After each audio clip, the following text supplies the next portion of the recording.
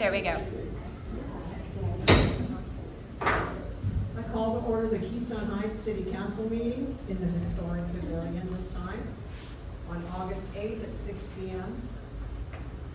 The invocation tonight will be led by Pastor Will Smith and the Pledge of Allegiance led by John Selva. Please stand.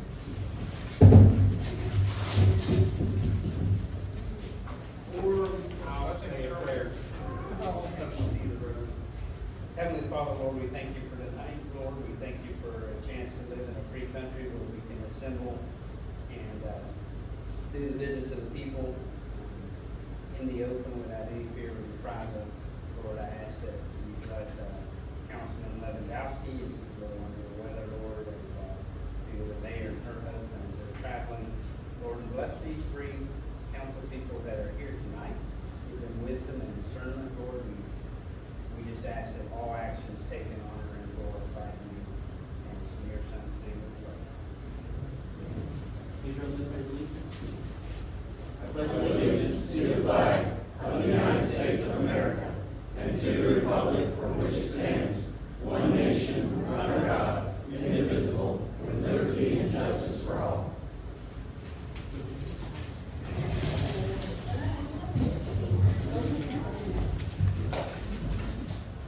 Stephanie, would you please call roll? Vice Mayor Christine Thompson. Here. Councilman Tony Brown. Here. Councilman Hustler. Here. Mayor Nina Rodenoff and Councilman Jan Lewandowski are not present for the record. Do we have any public comments? No, ma'am. Fred Getzman would like to talk when he gets to his item on the agenda. Very well, thank you. First is the consent agenda. Vice Mayor, I'd like to pull item 8, for the reason you want us, for discussion. Other than that, everything else, I make the motion to pass. All in Second. favor? That's second. All in favor? Aye. Aye. Motion carries. This time we have on this. Now you talk to, And we have this, somebody come for us. do I need to? No. It looks like it went off. I don't know. Is it turned on? It was on a second ago. Yours is a different system. I'll tell you, speak loud. They can. If I'm not mistaken, you passed the parade, and you just talked about correct? Okay, before we even start on that, I'm Fred Getzman from Keystone Heights, been a resident for quite a while. Anyway, I've dealt with the city off and on for a number of years, and I just want you to know what a pleasure it is to deal with them lately. The staff there, everybody is really. They really care, and you can tell it going in, and I really appreciate how they work with people. It's a pleasure dealing with them all. Then also, I'm not sure that you know how the tournament works, and I thought I'd explain just a little bit about it so you knew. Our kayakers will be in the water at 6 a.m. They can launch from anywhere in Geneva they want. They can launch from here, they can launch anywhere. And they launch at 6, and they've got to be in the water at 6 a.m. They cannot come out of the water for any reason at all until 3. So they're in their kayaks fishing from 6 to 3. So that's why we do the cornhole tournament while they're in the water. When they come back, they can do that. When they catch a fish, it's like catch and release. So when they catch a fish, they put it out and measure it. They take a picture of it, they send it in to Attorney X, who in turn sends it to us. It comes up on the screen, and we can either approve the fish or disapprove the fish for whatever reason. But what I'm getting at is once they're out in the water, they're not even here until 3 o'clock. So there's been concern in the past about safety and things along that line. That's one reason we wound up going to Santa Fe last year, was that. And there was somebody who expressed a concern about that and thought we ought to have a chase boat here. If that's what would take, it's fine with us, we can do that. But, that's basically all we've got, other than, we wanted to be able to use the tennis courts too, possibly for the cornhole tournament, all the days. And we'll have insurance for both places. We cannot get our insurance till after November, they were not issued. Any question? Yes. When are you looking at having this? They said. Okay. In March? And I was. Yes. The date is March 30th, and then we've got a rain date, April 6th. And since I was the one that really forceful last time about having that chase vote, I still would like to see if it's have a vote there, get somebody just in case. There's no problem Just there. in case. But other than that, You know, we won't even see the fishermen, they'll be gone. But we will everybody's got the phone and everybody's dealing with it, so. okay, I think. And now just be a motion for. I think Bill's. Yeah, I just wanted to say something real quick. This is for something, this is for the Christmas parade. Okay. We're on the fixed Tournament, sorry about that. Well, Christmas parade was already approved. I just wanted to ask before we approve that. I make a motion to go ahead with the, Lake Region Kiwanis kayak fishing tournament in March with a rain day of April 6th. I second the motion. All in favor? Aye. Motion carries. Thank you very much. Thank you. Todd Beals, Lake Region Kiwanis. This is just in conjunction with the parade. You guys every year you cover the fees, we pay for them up front for the police officers to be here. And I just wanted to double check and make sure that you guys had it in the budget to cover us again for the Christmas parade. Again, you I don't guys, think the budget now, but. you guys have done it every year, you cover it, but it's always something that we come up and we ask for. I just don't want to take it for granted. You know, I want to make sure that we're asking and we go forward with that. So, just want to make sure we put that back in for you guys. And that's for Clay County deputies. That is for, typically for 8 deputies and 1 supervisor. So on the holiday, the max it would be is $22.68. And if it's, which we had on the 4th, that was what was at the highest, it would be less than $22.68 for the Christmas break. Is that what it is? You just get something like an invoice for, I think, yeah, we do that every year, that's sort of when you guys. what if you get it in advance? I'll ask For the first. budget. Yep. Thank you. Moving on to action items. First off is planning and zoning, first reading. I will entertain a motion to read ordinance 2024-606 by short title. I'll make that motion. I'll second. All in favor? Aye. Aye. So Motion. ordinance 2024-606, an ordinance of the City Council of the City of Keystone Heights, Florida, amending the city zoning map by amending approximately 1.054 acres of real property owned by George L. Restea from residential single family to general commercial, providing findings by the City Council, providing direction for reporting, and providing effective date. At this time, Madam Mayor, we will open for the public hearing, in case anybody wants to speak on that issue. Would anyone like to speak? If none, you can close the public hearing. There's no vote because this is the first reading. You'll actually take formal action at the next. Thank you. Next ordinance, land use change. I'll entertain a motion to read ordinance 2024-607 by short title. I'll make the motion. And I'll second it. All in favor? Aye. Ordinance Motion carries. Ordinance 2024-607, an ordinance of the City of Keystone Heights, Clay County, Florida, making a small-scale amendment to the City of Keystone Heights Comprehensive Plan by by reclassifying approximately 1.054 acres of real property owned by George L. Restea from residential single family to general commercial on the future land use map, providing findings by the city of Keystone Heights, city council, providing direction for recording and providing effective date. Next is the Florida Retirement System adoption. I We would- have to open for public hearing. Oh, I'm sorry. No, we're good. Would anybody like to speak on that? On the ordinance? No? Okay. Next is the Florida Retirement System adoption. I'll entertain a motion to read ordinance 2024-608 by short title. Motion carries.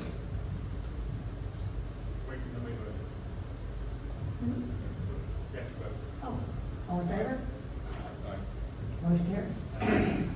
So the title is short, just says an ordinance relating to membership in the Florida retirement system. This is just the city's decision, if it's the will of the council, to become part of FRS or Florida retirement system for employees. So we're getting into our public hearing. Anybody would like to speak on it? Anyone? No? Moving on. How can you do that? No, just because I saw it on. I have a quick question. Sure. This, just refresh my memory, this is like what, state employees have already? Yes, sir. And we're just going into that for better retirement system? It is, and if you remember back in May and June, when we went through adopting the salary schedule, we budgeted the percentages to apply to FRS, Blue Cross Blue Shield, so we have a total budget that we're planning on presenting over the next 2 months. Accounting for that cost. I'd like to call up, Bo Wright, project manager. Is he here? Deidre's not Actually, here. it was, Oh, Yeah, Ms. Murphy had to be somewhere else, so she'll be speaking in September.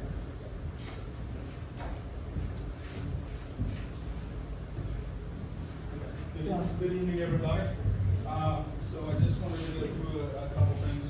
I guess we'll go line by line. So line D, the China Chef demolition, as at our last meeting, we talked about only getting 2 bids. So if you guys want to, or how you want to proceed, we just need to, look at those 2 bids tonight and decide if we want to go out for, redo it again and go out for 3 bids, or you want to accept the 2 bids and accept the bid. You'll find that in your packet. You'll find your 2 bids in there. So my first bid from LHX was for $34,714. The second bid from CNS Site Prep Inc. was for $77,004. So the choices the council has to make tonight is traditionally our procurement rules say that we have to solicit 3 bids. So when you don't get 3 bids, you can make a motion to waive the rules to accept one of the 2 bids that are provided, or you can make a motion to reject all bids and then put it out again and see if we can get through. what was the first one? 34,714. And they are like bids. That's right. Everything's the same. On the 2 bids we can get. And that's like taking everything down? Restrap's gone, the building gone, the foundation gone, ready to fill in, and back and leveling it all out. Sign gone, all that, just be a blank piece of property. There's a description, and then what's even, in addition to what's in the description, they have to follow what we put as part of our. So building foundation, marquee sign, pump out grease straps, permitting notification, coordinating the CCUA, F-off water and sewer. There's an asbestos survey which they don't have a problem with. The actual construction fence that goes up the builder, compacting, remove the concrete on the west side of the building, and if there is any materials left. Is this coming out of the CRA? We got somewhere else we, I would likely pull it out of CRA because that is part of the CRA. We could pull it out of the, public funds checking, which is leftover COVID money. I just hate, I mean, we spent a lot of money on this property, and we've taken a lot of money out of the CRA already. Can we look at taking it somewhere else? Yep. That way we don't finish Well, up. from the general fund, we could do a lot of things, so you wanna make your motion to adopt the 34-7-14 and do it other than the CRA funding, I'll figure out the funding sources. Or it didn't, in all fairness, to send it out, people were late, not late getting bids in, but like the day after the bid closing. In the next couple of days, you got like 5, 6 more people that were interested, so we could throw it back out there and get 3 bids. See if anybody comes in lower than 34, you can really play with choice at this point. Well, those numbers are, there's a huge discrepancy in those numbers. I mean, for the same work, I know. How long are these bids good for, or whatever? Yeah, but you're not gonna keep them on hook if you decide not to award bids, tonight, you would reject all bids. They could bid. I make a motion, we go out for bid. Maybe we can get rid of Reject all bids and put it back out. I just don't see it getting cheaper. Look to tell you about it, everything costs more these days, so. There's no second bid. I'll second. All in favor? All in favor? Aye. Aye. Sorry. Motion carries. And Bo, the next public Okay. works landscape trailer? So we've, speaking with Kenny about things that they desperately needed. The Public Works landscape trailer we've had for over 20 years. It's lived its life, it's time to get a new one. So I did get a quote, and you'll see in your packet, from Texas Trailers out of Gainesville, and they provided us with a quote. They do have a state contract that we can piggyback along with. So just looking for approval for 79, just short of $8,000 for essentially the same trailer we have, with a few modifications to make that easy. I'll make a motion to give the trailer, I think it's terrible. Has been around for a long time. I second. All in favor? Aye. Motion carries. Again, Bo. All right, so line item F, public, and again, talking with Kenny, the things that he needs, to be able to do their job. The next item on the list is a bucket truck. We've had our bucket truck for, again, quite a few years. And it's ever increasing in maintenance and repairs, and, it costs a lot more than that truck is probably worth. And that was a truck that was purchased, through Clay Electric years ago. And so I went down to Clay Electric and talked to them. They do their auction process in March. I talked to the manager of facilities there, their fleet management, and he said, kind of gave me a range where we were looking at. So essentially what we're looking at is a price not to exceed $30,000 come next year, come March of next year, to buy a new bucket truck for the city. And most of those are 4x5s. So, yeah, absolutely. So if it's March of next year, then we need a decision today. So we don't need a decision, then we're just trying to again, try to get a price out there so that everybody knows, Yeah, I do have some money that needs to be obligated by the end of this calendar year. So I told them to come up with things that need to be replaced that are non-reoccurring expenses, and use that non-reoccurring pot of money, and go ahead and tag it and obligate it. That, I gave a lot of direction as we're building the budget, so I kind of know how to allocate everything. We should probably just have some, like, back in here before. We want to surplus the other one? yes.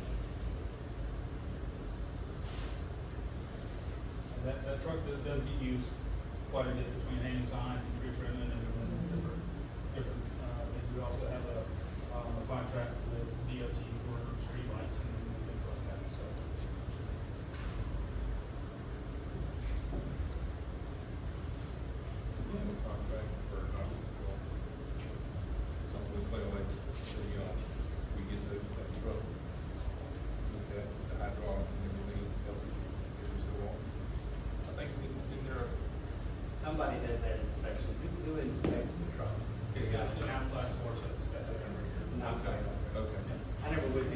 once I sold the bus for Jeep to somebody, You get out of it. I was done maintaining it. Well, I know they have an independent contractor that comes in and does their trucks too, so. Okay. All right, so there's nothing that you've done on that. See one more time. Final item on the list, again, from Public Works wish list, is a side-by-side, and actually, it's not in your packet. In an effort to shop local, I actually found the best deal that I found yet, through Lake Area Small Engine across the street from McDonald's. And they've got, a couple 2023 Bobcat side-by-sides, 4-seaters with a dump bed, guys can use for moving trash, July 4th, Louisville Boulevard, Christmas, we have a lot of uses for it. So that was another thing on the wish list, and that came in just under $19,000. I think we have to put that out for now. You can call around and get them. I will, I've got another bid at $21,000 for a lesser machine, actually, so it's just something I'm working on, but again, I should have this information here soon, so.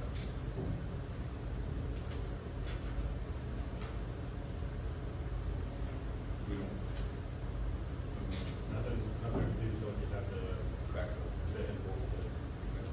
What I would like is if y'all are like, hey, you don't need a side by side, or you don't need new bucket, go ahead and tell me so I work that into our budget process. I'm trying to be as transparent as early as I can have the information, but Just because you're missing 2 council members, I mean, think this through, this is a good discussion marker, having a better discussion. Next up is, Ms. Knopf, could you come on up, please? The audit report. Miss Thompson is the only one that's live right now. As long as y'all don't mind sharing.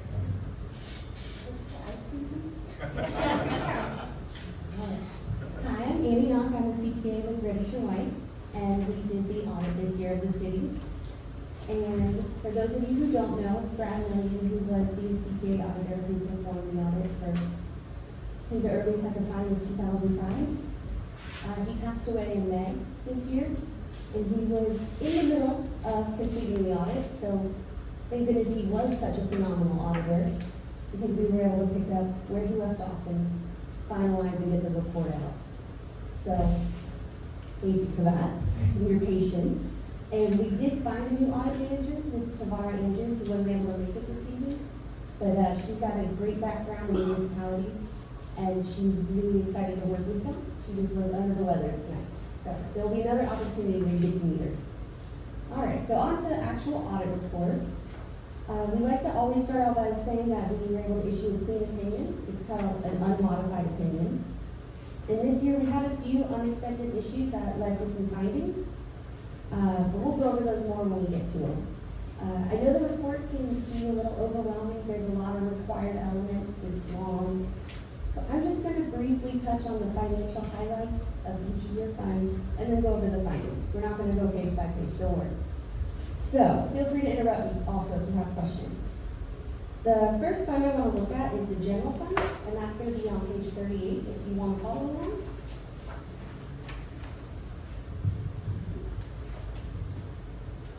All right, so this page is showing the general fund results for the year in the context of the budget.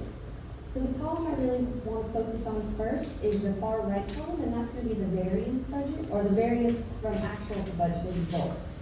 So that shows the difference between what actually happened and what was expected to happen. If you look in that first section of revenues, you can see on that far right column, those variances are pretty high. That's normal, there's a lot of guesswork that goes with budgeting. But you have the same situation when you go down to expenditures. So that's the next section down. And you see those variances there as well. Overall, the general fund ended up overspending from their budget amount. It wasn't a significant amount, but it's automatically a compliance finding when that happens. So, like I said, there is some guesswork that comes with the budgeting process, but you really want to be monitoring your actual results throughout the year and compare them to the budget and make amendments as needed so you can avoid having a budget that is overspent. Even though you did overspend according to your budget, the general fund net results was a positive 163,000, and that's the third subtotal up from the bottom, under the actual column. So that was a net income for the year. All right, so let's go on to the next page, page 39, and this is the CRA fund. The CRA fund is required to have a standalone audit, but it's also required to be included in the city's audit report. So we can look at the results right here without flipping to that other report. So overall, if we're staying on that same far right column looking at the variances, you can see your revenues came in higher than expected, and your expenses were lower than expected. Now, the CRA fund presents a situation where if you don't spend the funds that you allocated to a specific project during the year, you need to carry that project over onto the following year's budget and earmark it as a carryover and spend the money on that project you have budgeted for. If you don't, technically, you would be subject to returning that money. We've never actually seen that done, but you want to make sure you're following all their compliance requirements, especially when it comes to budgeting, so you don't open yourself up to that possibility at all. The actual results for the year still came in as a net income, and that's that third subtotal up from the bottom. You'll see it's 135,497. So that it was expected this year because you didn't expend on the projects. All right, so the next page will be page 40, and that's going to be the capital improvements fund. This is a fund that was a spin-off from the general fund, and it started in 2021. This fund holds all the discretionary sales surtax revenue that's being put aside for infrastructure improvements during the year. And if you pay attention to that far right column, you see that revenues were more than expected and expenses were significantly less. It looks like some of the projects didn't get started, which is okay for the capital improvements fund. The CRA fund has different requirements for the budgeting. Capital improvement fund, that's quite all right, as long as there's not an overspending situation. So those three funds that we just went over are the governmental funds, and they all have positive results for the year. So let's now look at the enterprise fund, which is the cemetery fund, and that's on page 19.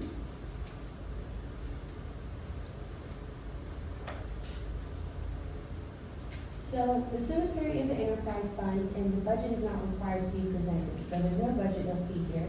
You'll just see the results for the year. And that first subsection is revenues.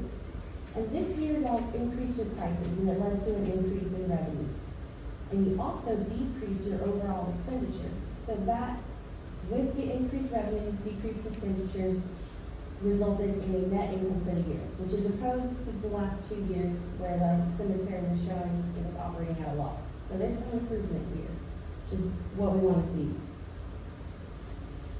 The next and last part of the financials that I want to talk about is the airport. They're required to have a standalone audit, but they're also a component unit of the city. They're not required to have a standalone statement in the city's audit report, so you won't see these numbers that I'm talking about. I just want to talk about them real quick. So the airport had about $2 million in infrastructure projects going on this year, all funded by grants. And because of that, they were subject to a single audit. That means there's a lot more testing going on, more compliance testing as it relates to the underlying grants. And even though we had to do that extra testing, they had no findings to report. And another item I'd like to point out is they also have a very large depreciation expense. So every year it looks like they're operating at a loss. But the depreciation expense is not actually money coming out of their pockets. It's depreciation of all the infrastructure that's been installed and maintained over the years. So when you take that out of the equation, the end result is a positive result. So that's the findings for the airport, or the highlights for the airport. And that's the highlights for the financials. Now let's go on to the findings, which are on the last couple pages of the report. It starts on 52.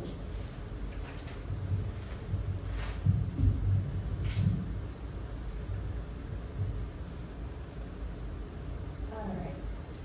So the first finding is about accounts receivable. And it's a repeat from the prior year.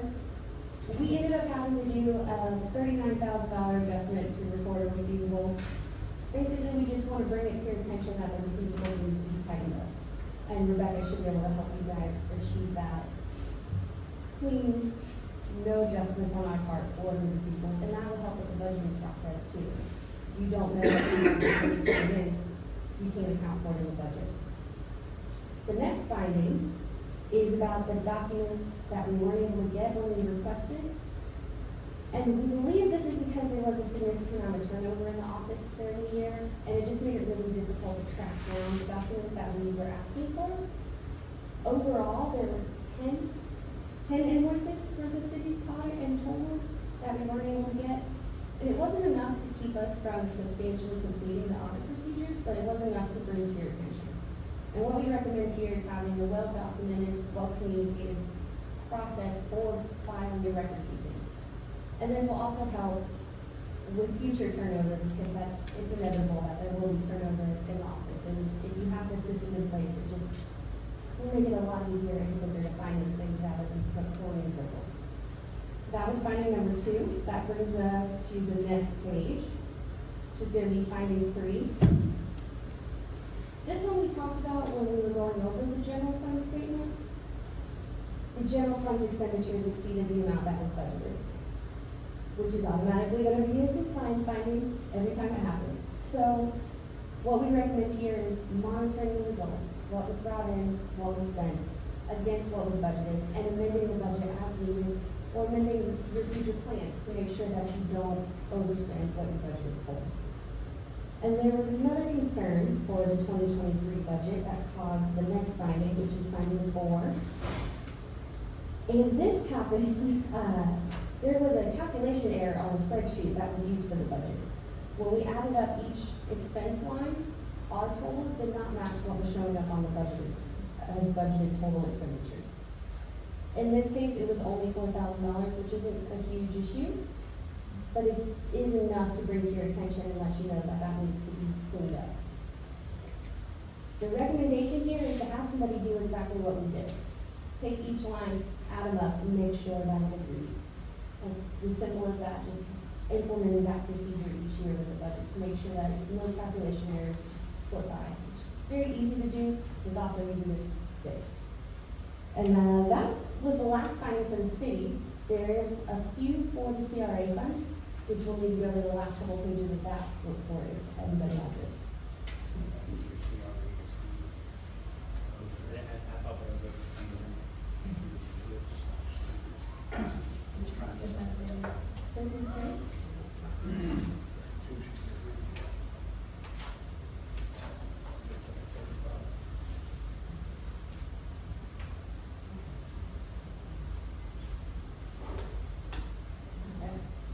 So this is the CRA funds findings for the year. And the first one is a repeat finding from last year, and this is the status of unspent funds at the year end. You are required to roll them over. We've talked about this a couple times now. Roll them over and allocate them to a specific project, and you need to allocate them as a carryover. So a good way to make sure you're doing this correctly is look at the amount of cash you have at the end of September. Add that to whatever the county's going to be giving y'all, and then add your city match. And that should be your total expenses for the year. And then you want to take the amount of leftover cash that's a carryover and allocate it as a carryover. This can lead to the CRA budget having more than one line item for each project. It could be streetscapes carryover. And that's what they want to see. So that is the finding 1 for the CRA fund. And it's just, they have a lot of compliance rules regarding the CRA fund, and you just want to make sure you're following all of those. The Auditor General has some really nice checklists that I could send you if you'd like.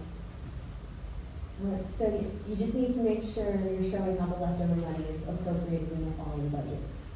So the next page is page 33. And finding number 2 for the CRA fund is related to the administrative expenses. And this was something Brad was pretty particular about. He wanted to see y'all actually reimburse the general fund for the time spent on the CRA fund.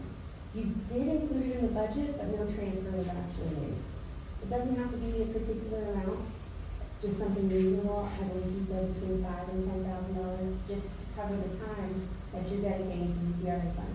It will also help with your excess cash flows you have that expense in there, which is not a bad problem to have, having too much cash flow for the CRA fund. Now, the next finding is 3, and it's gonna sound very familiar to the one we just went over in the cities. It's about the budget. They had the same calculation issue in the CRA fund. There was a line that was hidden or not included in the total. So the CRA fund's budget ended up being 10,000 off. And it's not a major issue being off by $10,000, but it is an issue that wasn't caught beforehand. So the same recommendation as the city, have somebody add up each line and make sure that that total agrees. And that's a control that should be put in place for each budget, all the amendments, all these calculations, just double check them. And finding number 4 on the next page, this is also the same as the cities. There was a few records we weren't able to get for the CRA fund. So this is the same finding. We, in total, were not able to get 5 invoices for the CRA fund, and we also were having trouble substantiating the amount that was funded to the CRA fund from the city. We were able to get some, not all. None of this was hindering us from completing the audit, but it is enough to bring to your attention. And the same recommendation. Have a well-documented, well-communicated procedure in place for filing and record keeping, and that will also help with turnover in the future, like I mentioned before. And that leads us to the last finding, which is on page 35, and that's the CRA fund's budget submission. So I mentioned earlier the CRA fund has a lot of compliance requirements, and this is one of them. You're required to submit the budget to the county within 10 days of approval, and we were not able to verify that that was done. That's it. It's just we weren't able to say if it was done. We weren't able to have verbal confirmation or anything that it had actually been done as required. So that led to that finding. And, let's see. Yep, required by closed session. All right. So that's it for the financial highlights and the findings. And I know I just threw a lot at you guys. Does anybody have any questions? Or is something you wanted to discuss further? Anything jump out at you? Usually they just take time to digest it, and I'll call you if they have any questions. Okay, perfect. All right. Well, again, thank you for all helping with this week. I know everybody was kind of experiencing their own hardships within their organization. So we really appreciate your patience and support while we work through this. And thank you for having me. I like to see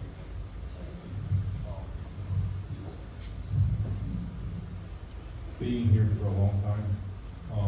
Brad was super on it. He was really detailed and it all. And I know that he's being very missed. And I appreciate your firm for all the years of good service that Brad gave us. Thank you. Madam Mayor, can I make just a quick statement? Certainly. Annie, Ms. Knox been phenomenal to work with. She had to come in late in the process, scurry around, find a lot of stuff. But for the public that's here, for the council's edification, I just want to state out loud, there is not a single person inside City Hall that was here on September 30th of 2023 when this audit finalized. Everybody has changed out. We have the same public works crew, but the people that were doing the accounting and the invoices and paying the bills and going into all the online portals with the state chief financial officer and the Department of Treasury and making those entries. So that's just where we are, and I anticipate next year's audit looking out. Thank you, Charlie. Next up is committee reports and recommendations. First is the air. We have a project update. Oh, I'm sorry, projects update, all right? The good news is the first one's basically already done. Yeah, we had it.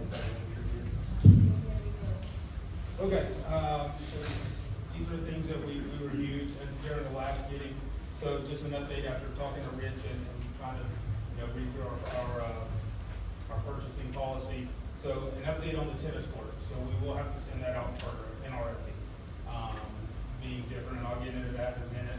I'll talk about it now. The tennis court and the pickleball court, those are both court resurfacing, which is what we were talking about piggybacking off of, through the Clay County contract that was there. So essentially, we can piggyback on those two because they're still, it's the same scope of work. Whereas the tennis courts would be just a complete demolition and rebuild. So I'll be working on that RFP starting next week. So that's an update on that. Tennis court time lighting. I've spoken with Barry McGee, with Clay Electric, and he's supposed to be coming out and meeting me to look at what's there, kind of give me some ideas, and possibly even if they can give us a price on it. And then, so that's still a little ways out. But again, any of this work to be done will probably not be in the first of next year. So that's just an update on the tennis courts up there. So I will update next month on those two items.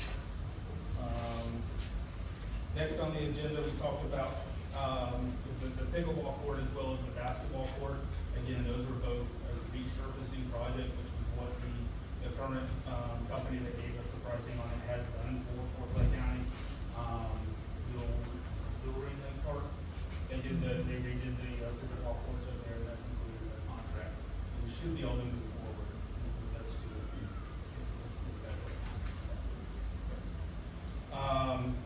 Finally, the China Chef RFP update. Again, we've already spoke about that. Starting Monday, I will send the RFP out. I did find a resource, actually through one of the companies that had called me. It's a website where governments put things out to bid, and companies can go and look for it. But as Charlie mentioned, I had five, six different people call me after the bid date of the China Chef. So I'm looking forward to seeing what we get. Again, the RFP's already written. We just need to give them time to set up and come look at it and get the proposals in. So we shouldn't have a lag too much in going out for another proposal. So that's kind of the update with that as well. And I apologize, I duplicated the China Chef, so it really doesn't have a fourth item, unless you want to talk about it again. Any questions for me on any? I know I went through fairly quick, but we discussed these already. I'm looking forward to see that China Chef come down. A lot of people are. Thank you. And the duration on that from both the two contractors we got were fairly quick, within a week. So as soon as we get going on it, it shouldn't take long. Awesome, thank you. Thank you. Thank you. Now we get to committee reports and recommendations. The Airport Authority, Mr. Kirkland? Would you like to use the microphone? Good evening, Madam Vice Mayor and council members. It's good to be back, and I've got a lot of good information for you, as Ms. Annie Knott from Registered White just shared with you. That firm completed our audit at the airport for our 2022-2023 audit. She presented that report and findings to our board at the July 30th board meeting. The audit revealed that the airport is now a $16 million entity. Last year it was 14. We're now a $16 million entity. And most important, there was no internal control issues found in our audit. So we're proud of that. The 2024-2025 airport budget has been completed. It's approved by our board. We'll be getting that to our city manager because it has to be included also with the budget that's presented to the state.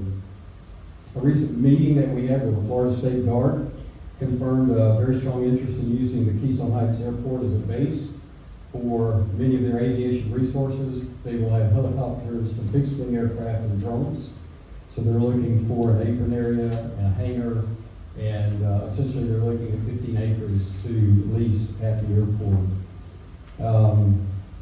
Just an update, we had a conference call today with Mark Thebe, who is the Executive Director for the Florida State Guard, and prior to today's conference call, we've been just having discussions about, you know, where that footprint might be on the airport, how many acres they were gonna need. Today, he came back in a conference call with us and confirmed, that they are ready to finalize a long-term lease with the airport and to move forward with all that's required as far as environmental assessment and other documents that we have to file with the FAA. So that's good news. We're excited about that. They want to have Keystone being their primary aviation resource area. They will be doing a lot of work with local entities, FDLE, Florida Wildlife Commission, and a lot of their training is done at Camp Landing, so they're excited to be at the airport. We're excited to have them coming to the airport. A Teams meeting was held on August the 1st between the FAA, the airport, Craig and I, and a representative from the firm. He is their chief portfolio officer. And in that discussion with the FAA, we were talking about how to move forward with a resolution to address the compliance issues that the FAA had listed there. So that project and that resolution is moving forward and at a good pace. So we're glad to see that.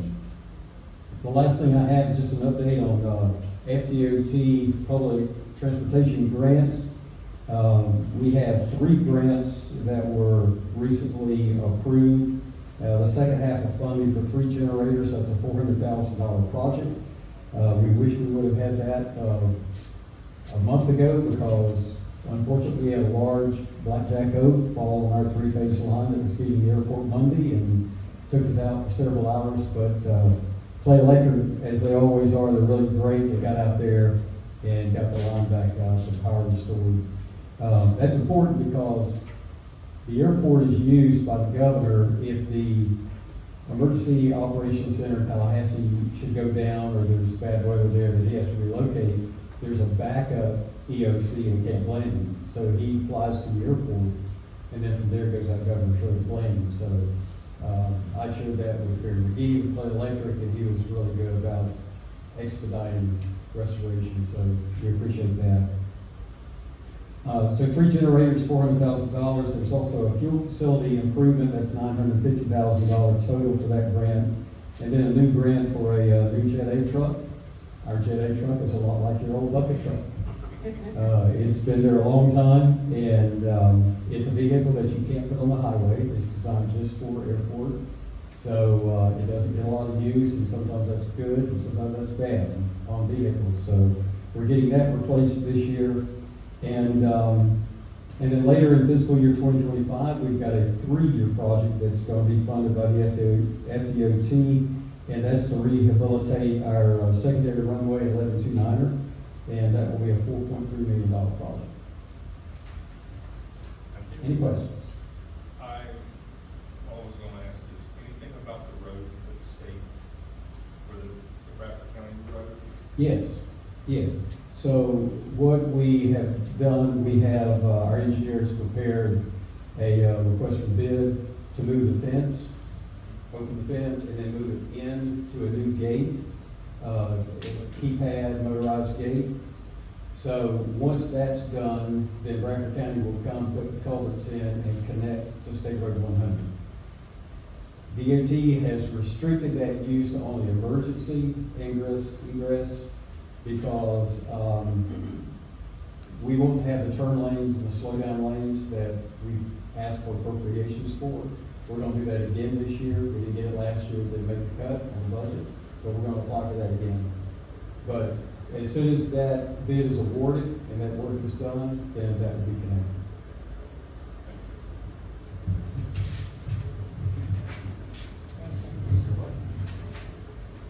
Next up is the Heritage Commission.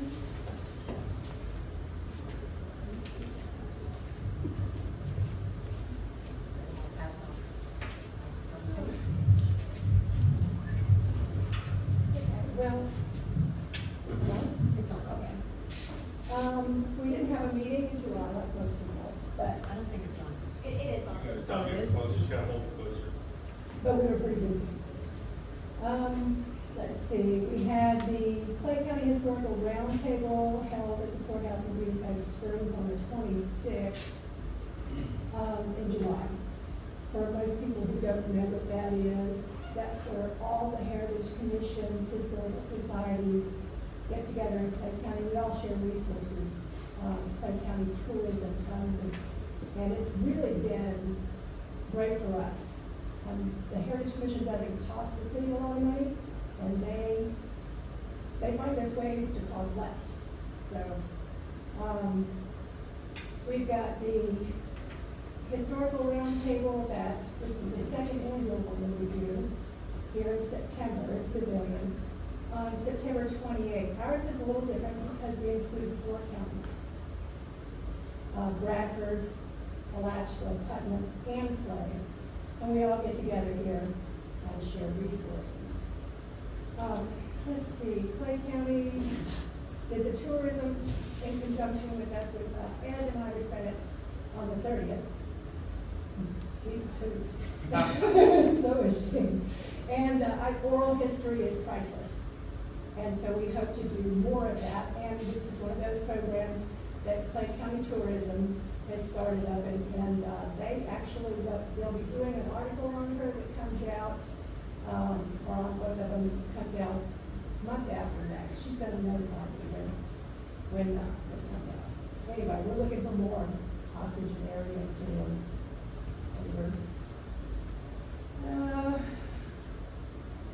I did the presentation to the Rotary Club on July 31st with the it's not PowerPoint, like the presentation that I did at the library. I'm kind of honing it every time, you know. It's part of our push to educate the community on our history here precisely. And actually it's just part 1, because that's the early history, and I'll be doing part 2 probably next year, which will include Clay Electric, Camp Landing, and Bullhead. Facebook page progress, I've started putting all the homes. One reason for doing this is not only, like I said, our push to get all of the early history out for our centennial, to educate people, to let the people know whose homes, you know, who actually own these homes and know nothing about it, and to value them. But also, Clay County Tourism is going to be doing our walking and driving tours and putting them on their website. So all this information is a database for them. Costs us money. They're also going to be doing our brochures. And all kinds of cute, really cute things like QR codes that we can put on cards and brochures and things like that go straight to the Facebook page and free of charge. Let's see. We do have our meeting this month, and then we're still on track for this year. Blue on the Boulevard for our photo booth. The Christmas tour comes, which is going to be huge. And let's see, the 20th is our next meeting. And then getting ready for Keystone Heights First Chicago in a long time next year.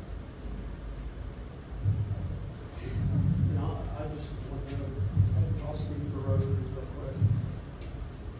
We had most everybody stay till almost 9:30 just to listen to what she had to say. And our meetings ends at 9 o'clock. So it was a lot of good information that she put out. Everybody was very interested, and we appreciate it. Thank you. Next up is planning and zoning. A very quick update. We all know the Wiggins application is very large and expensive, so we have called in a consultant by the name of Ms. Janice Fleet, who will be with us in about 2 to 3 weeks to help us piece together this project. And that's all I have on that for now. Great, thank you. Next up is council comments. Steve? The only thing I got is glad we made it safe in the storms. It was a really nice, and Charlie kept us updated, all the briefing and everything, so worked out great.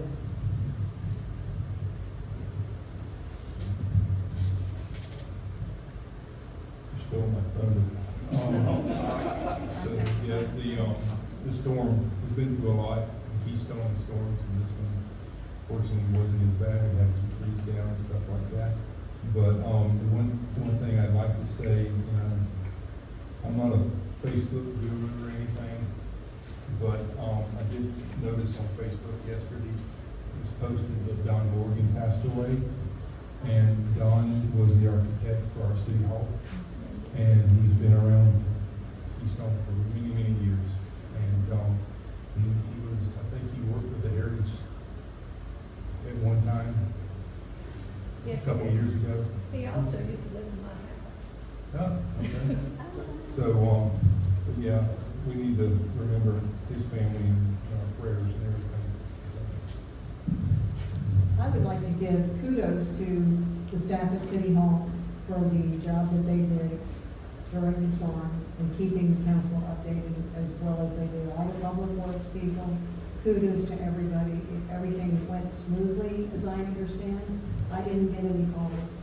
So, I was very happy that we made it through and kept on track. I'll tell you what, another thing too, I'd like to give a big shout out to Clay Electric. Clay Electric, since I've lived here many years, I won't say how long, but, Clay Electric has always been Johnny on the spot with their repairs. They're there when you need them, almost as soon as you call if you need them, they're there at the house, fixing transformers, not even in the storm. But this year, I mean, I'm always impressed with them. So kudos to everybody in City Hall, the city staff, who brought us all together and weathered the storm. And that's all I have. We're lucky to have Clay Electric. Yes, we are. We're very lucky. Vice Mayor, I'd like to table my item and discuss that at a later date, if that's okay. Certainly. Tony? Yes, ma'am. So I've got, I just got a couple things. I believe I've communicated with all of you that you had a resignation from the Keystone Heights Airport Authority, so my plan is to advertise that vacancy starting tomorrow or Monday and bring that back to you September 9th. Would like to remind everybody that the first Monday of September is actually Labor Day, so the council meeting will be on the second Monday, which is September 9th this year. And I've talked with the airport manager.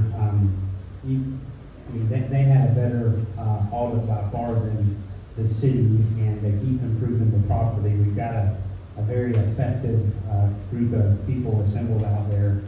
And what I would like to do, and I'll bring it to you for your consideration, is when we collect this next set of applications, I'll sit down with the airport manager, just kind of go through them and look at what we have out of the airport and what we could potentially use, and bring you guys just a recommendation that you can do whatever you want to with it to fill that next vacancy.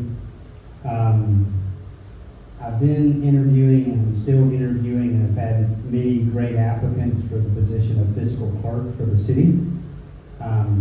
When we did our salary schedule, I originally brought that to you as a full-time position, and as we hashed through everything, it got brought back to you as a part-time position. But that's not going to be adequate. We've got a lot of ground to cover there. I think probably years ago, it was somebody that could sit down and write checks and pay bills, and everything was on paper, and you drop it in the appropriate file folder. But we're way past that. We're into databases and dealing with the chief financial officer of the state, U.S. Department of Treasury.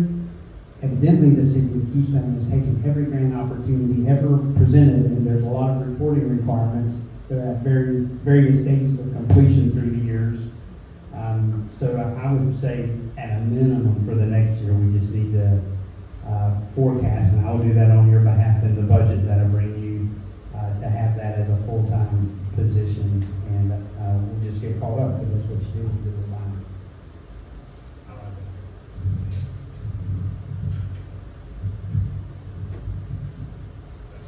That's it. Meeting adjourned.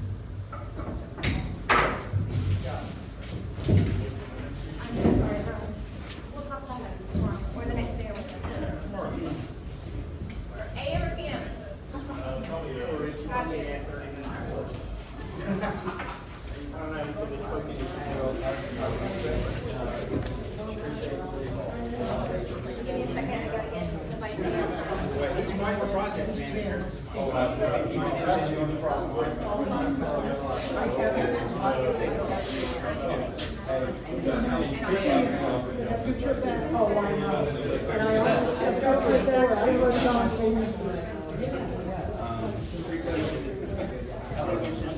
Running ahead.